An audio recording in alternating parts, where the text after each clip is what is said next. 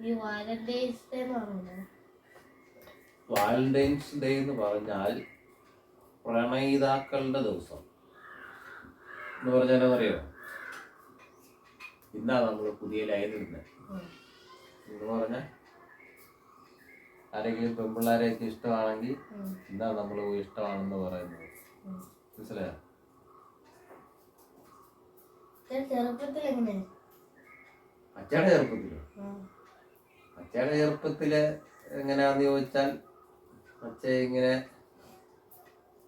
പെൺപിള്ളേരെയൊക്കെ ഇഷ്ടമാണെന്ന് പറയും, അവർക്ക് ഗിഫ്റ്റ് മേടിച്ചു കൊടുക്കും, പാർക്കിൽ കൊണ്ടുപോകും, പിന്നെ ഹോട്ടലിൽ കൊണ്ടുപോകും, പിന്നെ ബീച്ചിൽ കൊണ്ടുപോകും.